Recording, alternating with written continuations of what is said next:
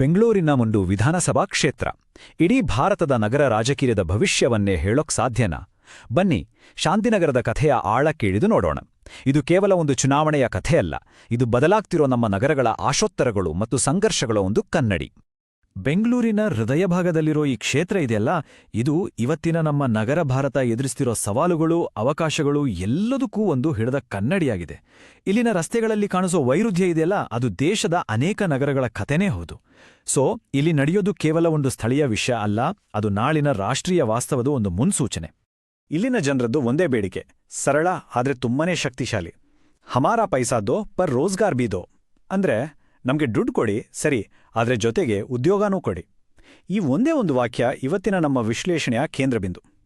ಇದು ಕ್ಷಣಿಕವಾದ ಕಲ್ಯಾಣ ಯೋಜನೆಗಳು ಮತ್ತು ಶಾಶ್ವತವಾದ ಜೀವನೋಪಾಯ, ಇವೆರಡರ ನಡುವೆ ಇರೋ ದೊಡ್ಡ ಸಂಘರ್ಷವನ್ನ ನೇರವಾಗಿ ನಮ್ಮ ಮುಂದಿಡುತ್ತೆ. ಶಾಂತಿನಗರ, ಬೆಂಗಳೂರು.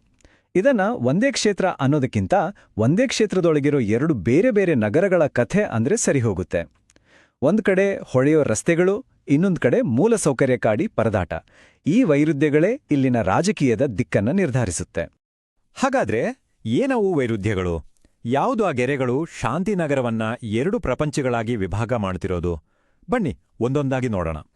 ಒಂದು ಕಡೆ ನೋಡಿದ್ರೆ ಸ್ಮಾರ್ಟ್ ಸಿಟಿ ಅಪ್ಗ್ರೇಡ್, ಹೊಳೆಯೋ ರಸ್ತೆಗಳು, ಮೆಟ್ರೋ ಸಂಪರ್ಕ. ಆದ್ರೆ ಅದರ ಪಕ್ಕದಲ್ಲೇ ಇನ್ನೊಂದು ಭಾರತ ಇದೆ. ಅಲ್ಲೇನಿದೆ? ಹಾಳಾದ ರಸ್ತೆ, ತುಂಬಿ ಹರಿಯೋ ಚರಂಡಿ. ನೋಡಿ, ಇಲ್ಲಿ ಸೇವಾ ಆರ್ಥಿಕತೆ ಚೆನ್ನಾಗಿದೆ, ಆದ್ರೆ ಸ್ಥಳೀಯ ಯುವಕರಿಗೆ ಕೆಲಸ ಕೊಡೋ ಕೈಗಾರಿಕೆಗಳೇ ಇಲ್ಲ. ರಿಸಲ್ಟ್ ಏನಪ್ಪಾ ಅಂದ್ರೆ, ಓದಿದ್ರೂ ಕೆಲಸ ಇಲ್ಲ, ಅಭಿವೃದ್ಧಿ ಅನ್ನೋದು ಎಲ್ಲರಿಗೂ ಸಮವಾಗಿ ತಲುಪಿಲ್ಲ ಅನ್ನೋದು ಕಣ್ಣಿಗೆ ರಾಚುತ್ತೆ. ಸರಿ, ಈ ನೆಲದ ವಾಸ್ತವಗಳು ವೋಟಿಂಗ್ ಮಷಿನಲ್ಲಿ ಹೇಗೆ ರೆಕಾರ್ಡ್ ಆಯ್ತು? ಅಂಕಿಅಂಶಗಳನ್ನ ಇಟ್ಕೊಂಡು ಮತದಾರ ಕೊಟ್ಟ ತೀರ್ಪನ್ನ ಅರ್ಥ ಮಾಡ್ಕೊಳ್ಳಕ್ಕೆ ಪ್ರಯತ್ನಿಸೋಣ. 2018ರ ಫಲಿತಾಂಶ ನೋಡೋಣ ಬನ್ನಿ. ಆಗಿನ ಶಾಸಕರು ಸುಮಾರು 18,000 ವೋಟುಗಳ ದೊಡ್ಡ ಅಂತರದಿಂದ ಗೆದ್ದಿದ್ರು. ಇದು ಅವರಿಗೆ ಒಂದ್ ರೀತಿ ಭದ್ರವಾದ ಕೋಟೆ ಇದ್ದ ಹಾಗೆ ಇತ್ತು. ಆದ್ರೆ 2023ಕ್ಕೆ ಬರ್ತಿದ್ದ ಹಾಗೆ ಕತೆ ಬದಲಾಯಿತು. ಶಾಸಕರು ಗೆದ್ದಿದ್ದು ನಿಜ, ಆದ್ರೆ ಗೆಲುವಿನ ಅಂತರ 18,000ದಿಂದ ಕೇವಲ 7,000 ಇಳಿದಿದೆ. ಇದು ಜಸ್ಟ್ ಒಂದು ನಂಬರ್ ಅಲ್ಲ, ಇದು ರಾಜಕೀಯದ ಗಾಳಿ ಬೇರೆ ದಿಕ್ಕಿಗೆ ಬೀಸ್ತಾ ಇದೆ ಅನ್ನೋದರ ಸ್ಪಷ್ಟ ಸೂಚನೆ. +10.50%. ಈ ನಂಬರ್ ನೆನ್ಪಿಟ್ಕೊಳ್ಳಿ. 2018ರಿಂದ 2023ರ ನಡುವೆ ಬಿಜೆಪಿಯ ವೋಟ್ ಶೇರ್ನಲ್ಲಿ ಆದ ಒಂದು ದೊಡ್ಡ ಜಿಗಿತ ಇದು. ಇದು ಕೇವಲ ಅಂಕಿಅಂಶ ಅಲ್ಲ, ಆಡಳಿತದ ಬಗ್ಗೆ ಜನರೊಳಗಿದ್ದ ಅಸಮಾಧಾನ, ಬದಲಾವಣೆ ಬೇಕು ಅನ್ನೋ ಹಂಬಲ ಎಲ್ಲವನ್ನೂ ಇದು ಹೇಳುತ್ತೆ. ಕ್ಷೇತ್ರದ ಡೆಮೋಗ್ರಫಿ ಅಂದ್ರೆ ಜನಸಂಖ್ಯಾ ಸ್ವರೂಪ ನೋಡಿದ್ರೆ, ಇಲ್ಲಿ ಗಮನಾರ್ಹ ಸಂಖ್ಯೆಯಲ್ಲಿ ಅಲ್ಪಸಂಖ್ಯಾತ, ಎಸ್ಸಿ, ಎಸ್ಟಿ ಮತ್ತು ಒಬಿಸಿ ಸಮುದಾಯದ ಜನರಿದ್ದಾರೆ. ಈ ಜನಸಂಖ್ಯೆ ಸಾಂಪ್ರದಾಯಿಕವಾಗಿ ಹಾಲಿ ಪಕ್ಷಕ್ಕೆ ಒಂದು ಗಟ್ಟಿ ಬೆಂಬಲದ ನೆಲೆ. ಯಾವುದೇ ವಿಶ್ಲೇಷಣೆ ಮಾಡಬೇಕಾದ್ರೆ ಈ ನೆಲದ ವಾಸ್ತವವನ್ನ ನಾವು ಅರ್ಥ ಮಾಡ್ಕೋಬೇಕು. ನೋಡಿ, ಪ್ರಜಾಪ್ರಭುತ್ವದ ಮೂಲಭೂತ ಕರ್ತವ್ಯವೇ ಪ್ರತಿಯೊಬ್ಬ ವ್ಯಕ್ತಿಯ ಘನತೆಯನ್ನ ಗೌರವಿಸುವುದು ಮತ್ತು ಪ್ರತಿಯೊಬ್ಬರ ಧ್ವನಿಯನ್ನ ಕೇಳಿಸಿಕೊಳ್ಳೋದು. ಇದೇ ನಮ್ಮ ಸಂವಿಧಾನದ ಆಶಯ ಕೂಡ. ಸರಿ, ಇಂತಹ ಒಂದು ಡೆಮೋಗ್ರಫಿ, ಹಾಲಿ ಶಾಸಕರ ಹಿಡಿತ, ಇವೆಲ್ಲದರ ಮಧ್ಯೆ ವಿರೋಧ ಪಕ್ಷದ ಮುಂದೆ ಇದ್ದ ಸವಾಲು ಎಂಥದ್ದು? ಈ ರಾಜಕೀಯ ಚತುರಂಗದಾಟವನ್ನ ಅರ್ಥ ಮಾಡ್ಕೊಳ್ಳೋಕ್ಕೆ 2018ರ ಚಾಲೆಂಜರ್ ಪ್ರೊಫೈಲ್ ಅನ್ನೇ ನೋಡೋಣ. ಆ ಅಭ್ಯರ್ಥಿ ಸ್ಥಳೀಯವಾಗಿ ಆಳವಾಗಿ ಬೇರೂರಿದ್ದ ವ್ಯಕ್ತಿ. ಅವರ ಲೋಕಲ್ ಇನ್ಸೈಡರ್ ಸ್ಕೋರ್ 100ಕ್ಕೆ 85. ಅಂದ್ರೇನು? ಅವರು ಅಲ್ಲೇ ಹುಟ್ಟಿ ಬೆಳೆದವರು, ಜನರ ಕಷ್ಟ ಸುಖದಲ್ಲಿ ಭಾಗಿಯಾದವರು. ಆದ್ರೆ ವಿಪರ್ಯಾಸ ನೋಡಿ, ಸ್ಥಳೀಯವಾಗಿ ಇಷ್ಟು ಸ್ಟ್ರಾಂಗ್ ಇದ್ರೂ ಅವರ ಗೆಲ್ಲುವ ಸಾಧ್ಯತೆ ಸ್ಕೋರ್ ಕೇವಲ 30. ಯಾಕಂದ್ರೆ ಹಿಂದಿನ ಚುನಾವಣೆಗಳಲ್ಲಿ ಅವರ ಪ್ರದರ್ಶನ ಅಷ್ಟೇನೂ ಚೆನ್ನಾಗಿರ್ಲಿಲ್ಲ. ಜನರಿಗೆ ಚಿರಪರಿಚಿತ, ಆದ್ರೆ ಚುನಾವಣೆಯಲ್ಲಿ ಗೆಲ್ಲೋದು ಕಷ್ಟ. ಇದು ರಾಜಕೀಯದ ಒಂದು ದೊಡ್ಡ ವಿರೋಧಾಭಾಸ. ಈ ಹೋಲಿಕೆ ಸವಾಲನ್ನ ಸ್ಪಷ್ಟವಾಗಿ ನಮ್ಮ ಕಣ್ಮುಂದೆ ಇಡುತ್ತೆ. ಒಂದು ಕಡೆ ಸ್ಥಳೀಯ ವ್ಯಕ್ತಿ, ಕ್ಲೀನ್ ರೆಕಾರ್ಡ್, ಚಿರಪರಿಚಿತ ಮುಖ ಅನ್ನೋದು ಅವರ ಪ್ಲಸ್ ಪಾಯಿಂಟ್ಸ್.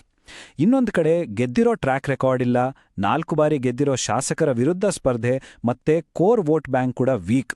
ಇದೆಲ್ಲವೂ ಅವರ ದೌರ್ಬಲ್ಯಗಳಾಗಿದ್ವು. ಹಾಗಿದ್ರೆ ಆ 10.50% ವೋಟ್ ಶೇರ್ ಬದಲಾಗೋಕೆ ಕಾರಣವಾದ ಮತದಾರರ ಅಸಮಾಧಾನದ ಮೂಲ ಎಲ್ಲಿದೆ? ಬನ್ನಿ, ಈಗ ನಂಬರ್ಸ್ ಬಿಟ್ಟು ನೆಲಮಟ್ಟದಲ್ಲಿ ಆಡಳಿತ ಯಾಕೆ ಫೇಲ್ ಆಯ್ತು ಅಂತ ನೋಡೋಣ. ಇಲ್ಲಿ ಒಂದು ಮುಖ್ಯವಾದ ಕಾನ್ಸೆಪ್ಟ್ ಇದೆ. ಅದನ್ನ ವೆಲ್ಫೇರ್ ಫೆಟೀಗ್ ಅಂತ ಕರೀತಾರೆ. ಅಂದ್ರೆ ಕಲ್ಯಾಣ ಆಯಾಸ.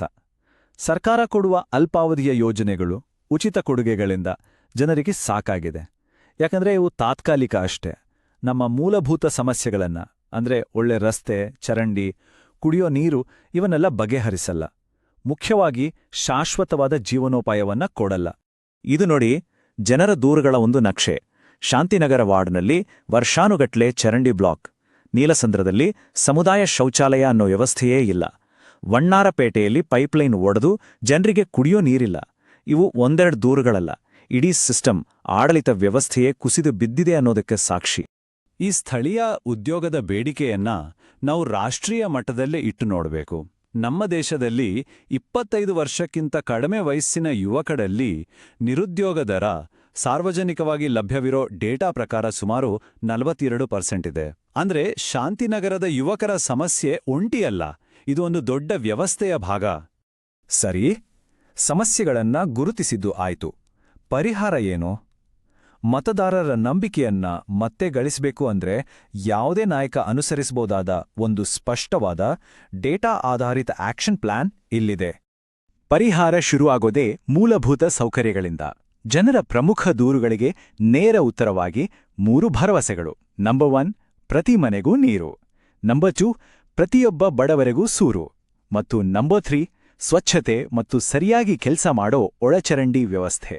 ಇನ್ನು ಉದ್ಯೋಗ ಕೊಡಿ ಅನ್ನೋ ಬೇಡಿಕೆಗೆ ದೀರ್ಘಾವಧಿಯ ಪರಿಹಾರ ಏನು?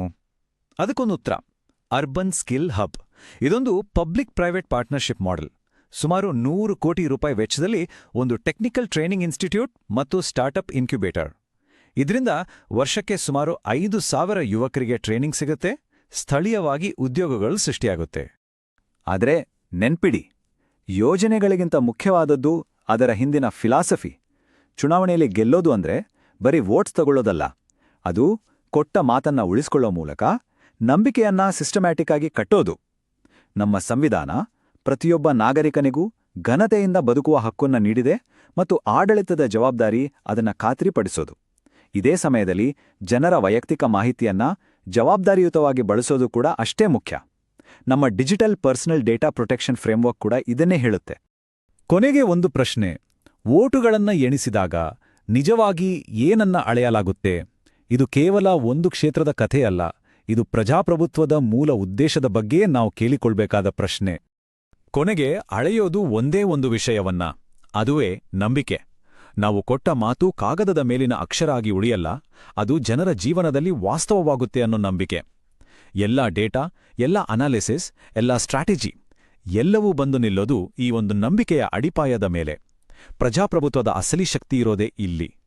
ನೀವು ಜನರ ಕೇಂದ್ರಿತ ನಾಯಕರಾಗಲು ಮತ್ತು ನಿಮ್ಮ ಕ್ಷೇತ್ರವನ್ನು ಉನ್ನತೀಕರಿಸಲು ಬಯಸಿದರೆ blueprintstrategies.ai ಅನ್ನು mgr@blueprintstrategies.ai ನಲ್ಲಿ ಸಂಪರ್ಕಿಸಿ, ಅಥವಾ 080420416002ಗೆ ಕರೆ ಮಾಡಿ. ರಾಜಕೀಯವನ್ನು ಮೀರಿದ ಉದ್ದೇಶ.